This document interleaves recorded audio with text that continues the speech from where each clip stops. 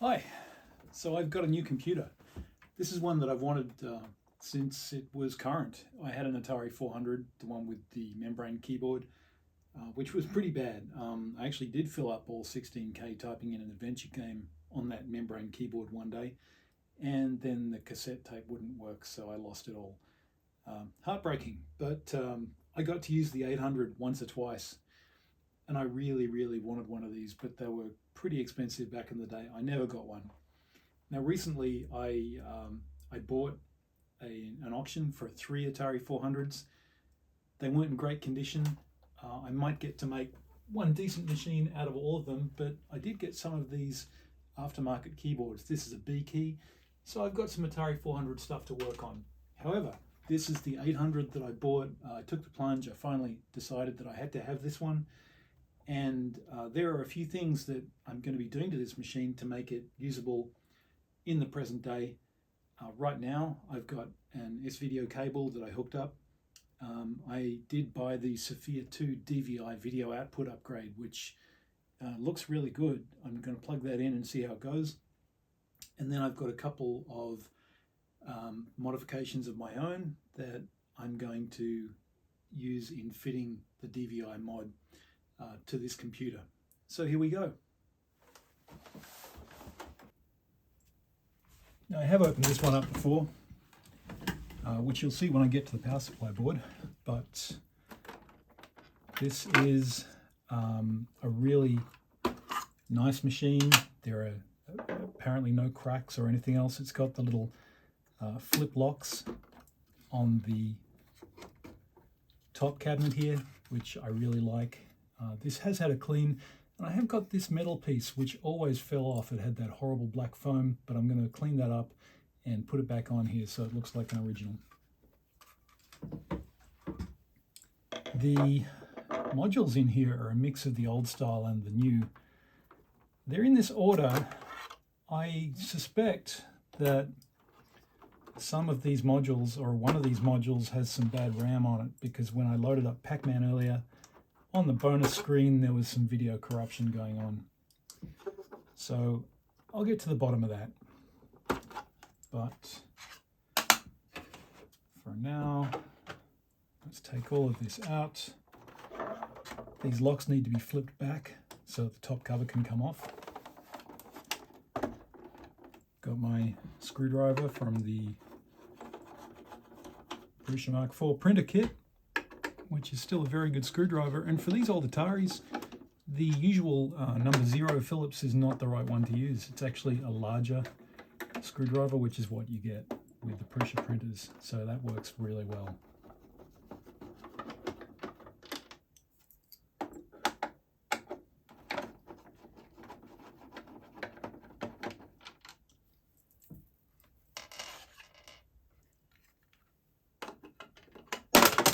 Whoa, don't drop your cartridges. All right, first thing to get undone here is the keyboard connector.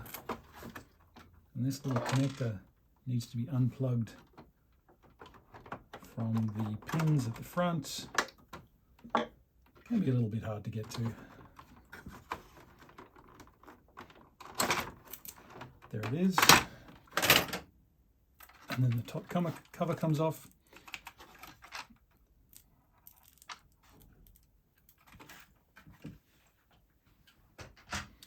Inside the machine, the speaker comes off, of course. The whole thing should lift out of here, moving it back so that the joystick ports disengage from the front. And inside here you can see that I've already removed some parts. There is a switch for the RF channel output that's not very useful. It's gone. The RF modulator is gone. And also I've taken away the two long capacitors that go right across here to free up some room here, and that's where I'm going to put the DVI output. On the bottom you can see that the capacitors have been moved, and the little ferrite bead there has been moved to the backside of the board. The capacitors have been moved by drilling a very small hole in the PCB and running a wire which is insulated with the heatsink there and some yellow insulated wire, and that just wires the capacitors back into the place where they originally were. So to expose the CPU card,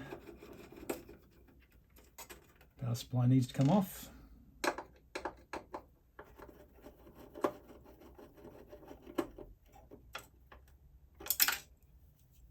And the switches connector needs to come off.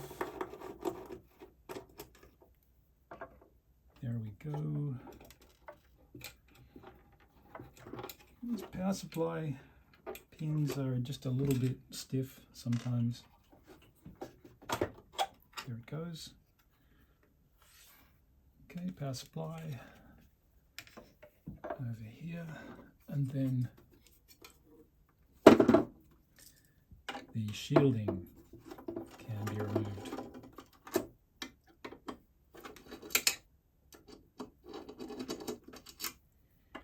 The story is that this shielding was an FCC compliance requirement, so that's why there is this massive bit of metal.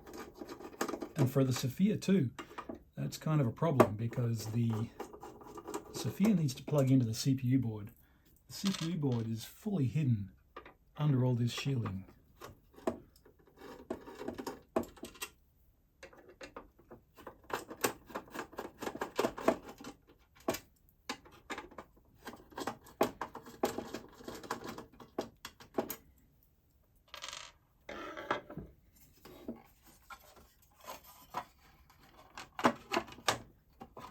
Then the shielding is off. So this is the Atari. This is the CPU board. I think that this is a Type 2 CPU board. It's got the Ceramic 6502, and the GTIA, which is going to be replaced in the Sophia mod, is here on the left. I think in other versions of this board it may be here, but be sure of that yourself if you're doing it. So before I do anything, I'm just going to connect this up and have a look at how the video looks.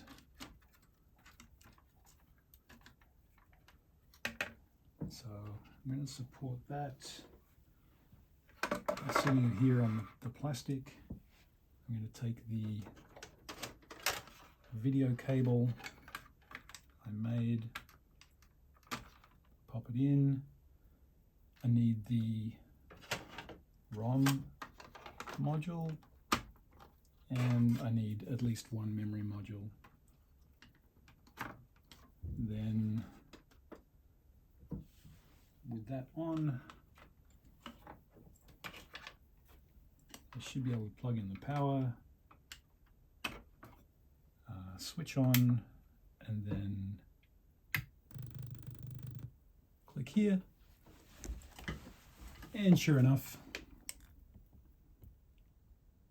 Atari computer, Mimo pad, no cartridges plugged in. It's not bad. I'm going to move the camera a little bit closer so you can get a look at the stripes I'm getting from the S-Video output. Now this is S-Video output, and you can just see some vertical stripes there from S-Video. I'm not saying that the converter I'm using is the best of the best. It is just a basic Amazon style S-Video to HDMI converter. So that's what I'm looking to get rid of here. I just want to plug straight in with DVI.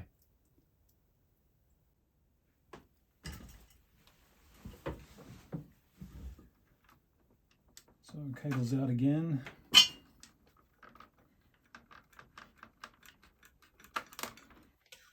I don't love the large DIN connectors.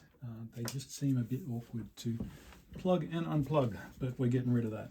So here is my Sophia 2 DVI, and this is just going to plug straight in place of the GTIA. The cable is going to come out, and that is going to connect to this DVI module. The DVI module is going to connect to my one DVI to HDMI cable.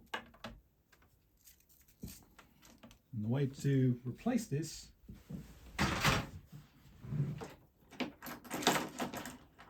find a dip extractor, which is what I call this. I like to just lever these up gently. I don't have a proper 40-pin dip extractor. I've been thinking of getting one, but there seems to be only one kind made by OK Industries, which is a brand that's been around for a long time. It's probably a good one. It's not cheap, but good tools never are.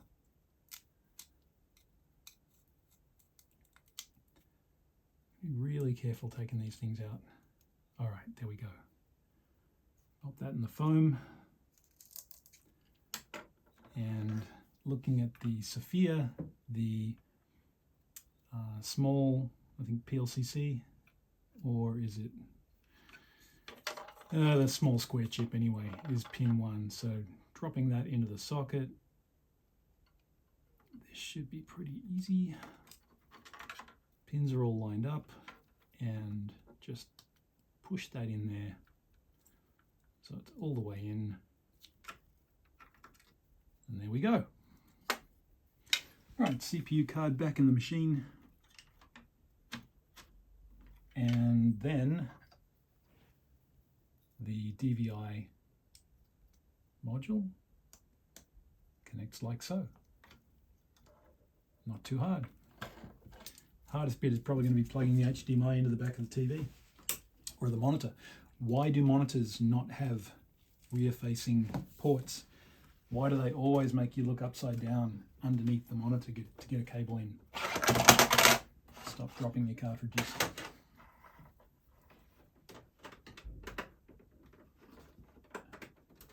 Ah, it's in. Okay. And here we go. That's in. There's the power cable.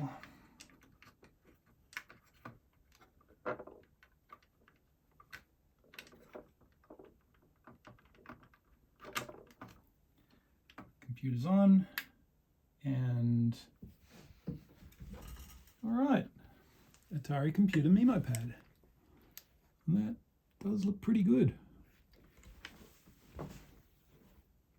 Once again, come on monitor, don't blank out. All right, once again I'm going to bring the camera up close and show you that picture, but that to me looks straight away super clear and very sharp, no more vertical lines. That is a really clear picture. The blue to me looks like a lighter blue than it was before. I notice it looks different in the camera, but I think that is a really sharp picture, and that's going to be great for text. So now all that's left is to put it all back together, and that I think is going to be the interesting part, because I've seen ways of doing it. I'm not going to do it the way that I've seen. Now I know that there is a manual of how to install this online. The installation that I saw uses the other version of the CPU module, and I want to be sure that the place where I'm going to cut a hole for the cable to come through is in the right place. So to get that right, I'm going to measure this with the caliper. If I put this on the table and measure to the height of the top of that ribbon cable, 75 millimeters. Then putting the shield back on top, if I can do that with the cable getting in the way. Can't do that with that ROM cartridge's big ears sticking out. I can put that on so that it sits down where it will normally go. I can see that 75 millimeters. My pencil is roughly right to here, so right to that ridge. I think I'm going to need to place the hole right about here. Now what I've done for the hole is I've 3D printed a grommet, and this grommet is made from TPU, so it's a little bit flexible. I'm just going to cut a hole in this shield, which places the grommet right about there. Now the instructions that I've seen say that you take an angle grinder and you cut a big slot all the way up from the bottom here, all the way straight up. And that's the easy way, but I don't think I want to do that. I want to, you know, do less of a rough install, if you know what I mean. So here it goes with the grommet. What I'm going to do is drill 2 holes. I'm going to use probably the Dremel just to cut out the piece in the middle, file that out neatly, and then put that grommet in there.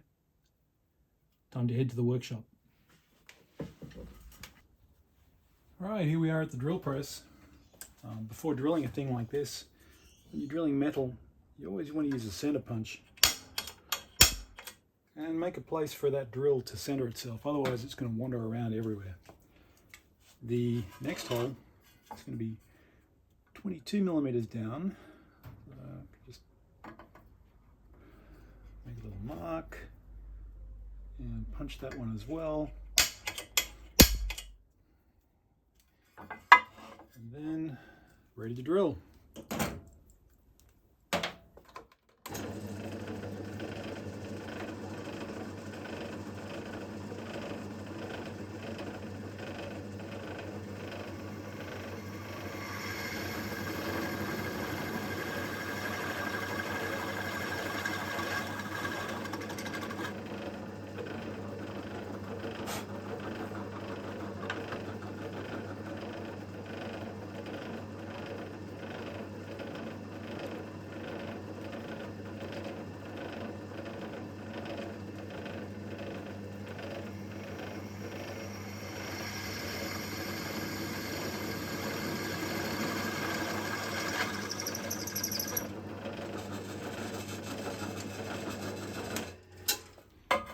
There we go, looking good. And that is going to fit very nicely. Dremel time. Now, I definitely said Dremel, but what I have is actually this off-brand thing that I was given years ago, and I always thought I'd buy a better multi-tool if it ever broke. So far, it hasn't broken. It's only been 15 years or so.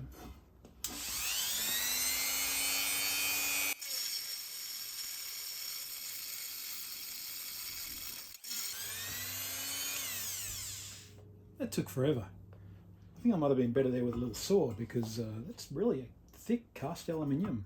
Anyway, side 2.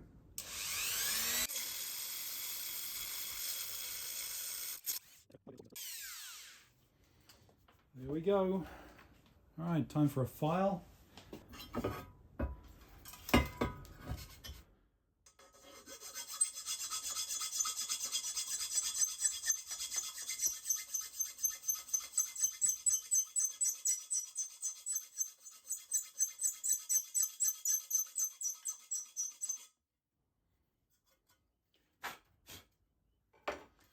All right, not too bad. You can see from the inside, it's a reasonably shaped hole. From the outside, it's not bad at all. And to see if the grommet fits okay, just gonna pop that in there. And of course the idea of the grommet is that it means the rough edges can't catch that cable and fray it and short things out, which would be very bad. Looks like that's ready to go. I'm going to give it a good dust off, wipe it down with a cloth, make sure there's no little particles of ground aluminium clinging to it that will get into the circuits of that Atari, and then take this back inside and reassemble. And everything is looking clean enough for assembly. I've got my cutout for my cable. I need to detach this ribbon cable.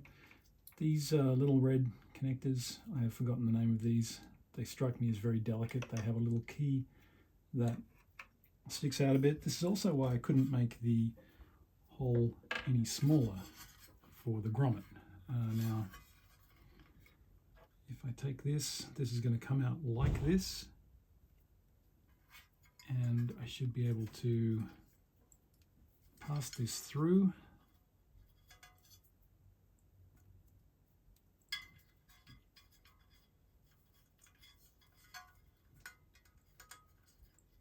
And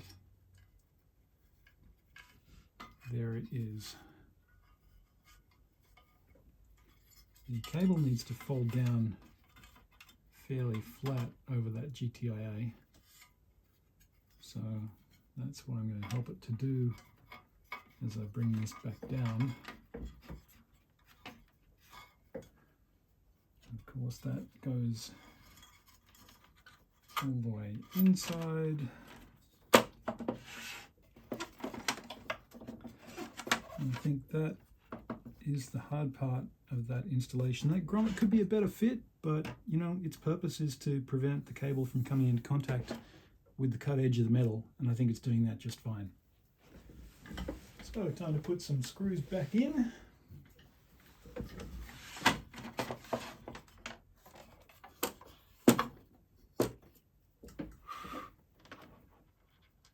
think I'll probably just put 4 in at the moment because I want to see how everything's fitting.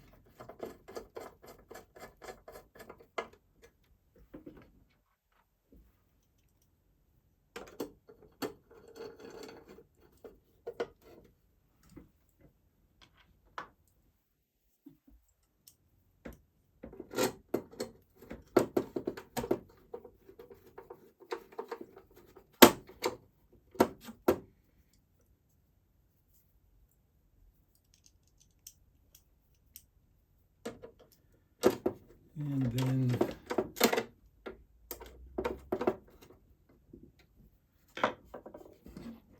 flip it over, and in comes the power supply mounting on its pins.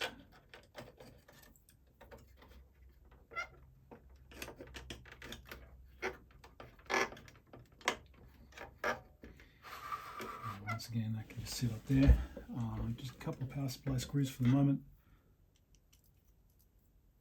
and then I can look at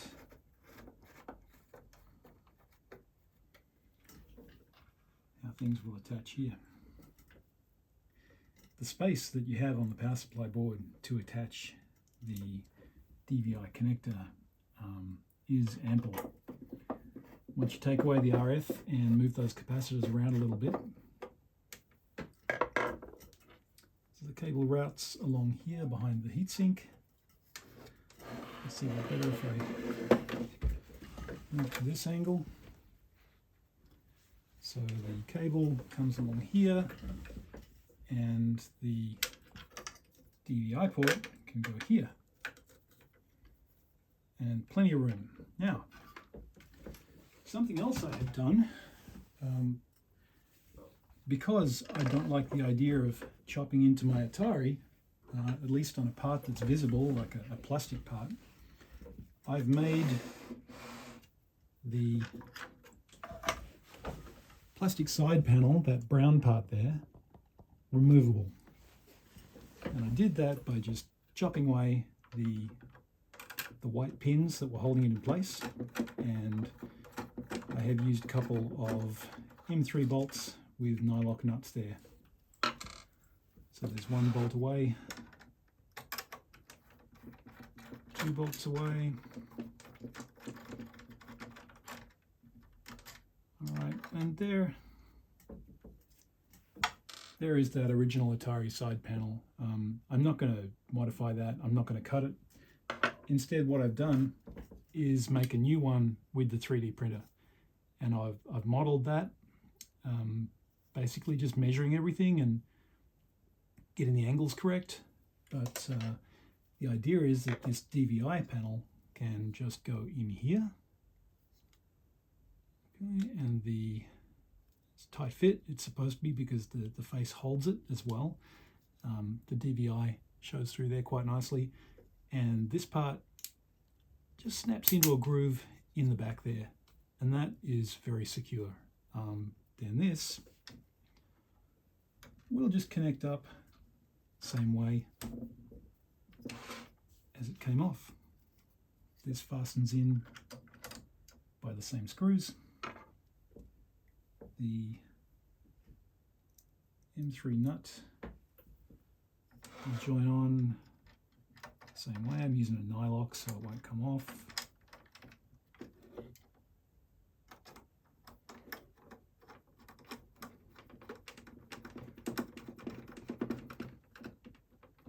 Okay, where's that other nut?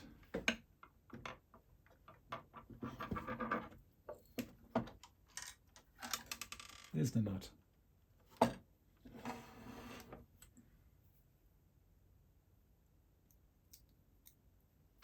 right, bolt part 2.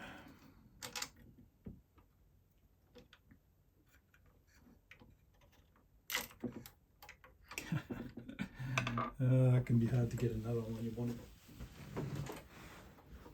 Where are the tweezers? All right. You know what? I'm not going to bother with that nut right now. I'm just going to plug this in and see how it goes, because I really like the idea of turning this on. Yeah, there goes the bolt. Okay. Righto, we need the ROM module back in there. And we need the HDMI, sorry, the DVI, not HDMI, because HDMI is a thing that the people who control HDMI charge a big license fee for, and I totally understand that somebody doing a hobbyist product like this would not want to pay that license fee, because it would be ridiculous. And there we go, Atari Computer Mimo Pad. We now have an a DVI port without doing any chopping. I'm just going to go away and fasten up everything and show off the finished product. Just before the last screw goes in, I just thought of one really important thing to mention. Very important tip for old computers. When you're putting a screw back into a hole, this isn't the really aggressive kind of self-tapping plastics. Oh yeah, it is actually. You can see it's got that little cutout there, which will actually cut its way through the thread. When you put the screw into the hole, you can just turn it. If you're unlucky, you're going to capture the old thread and you're just going to cut it out. And once you've done that once, twice, you'll have no more thread. Your computer's going to fall apart. So when you put it in there, turn it around and just listen very carefully to the sound it makes when it goes backwards. You can hear the click. The click as the screw goes around and falls into the existing thread. You can see it raise up and then fall. And when it's fallen, just turn it in. It's in the existing thread.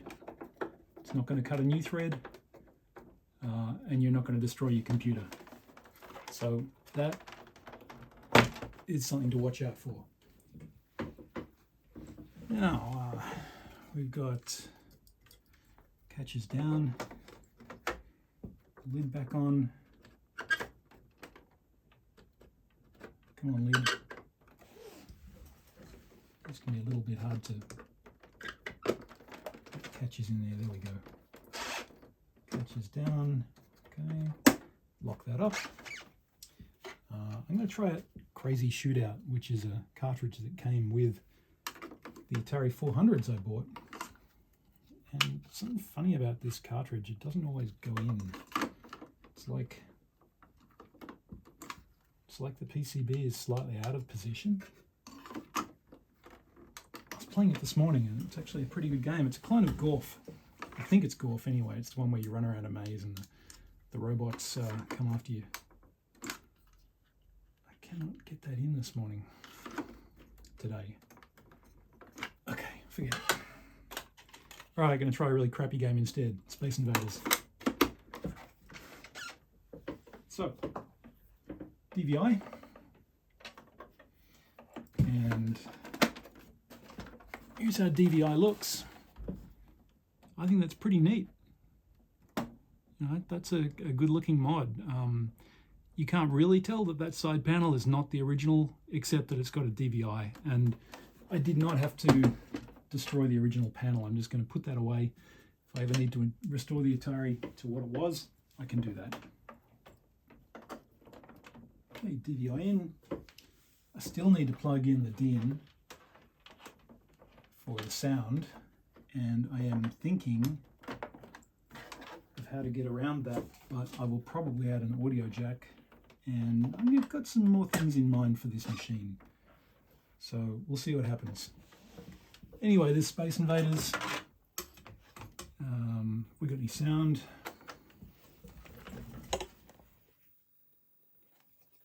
Got my joystick. This is one I made myself. It's a SanWiMech in a 3D printed case.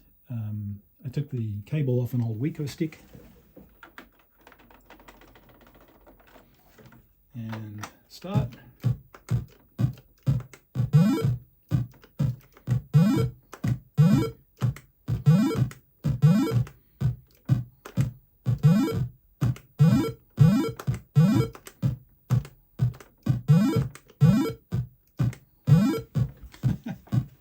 Happy Atari. I'm going to play a bit of Space Invaders, even if it doesn't look much better than the 2600 version. See you next time.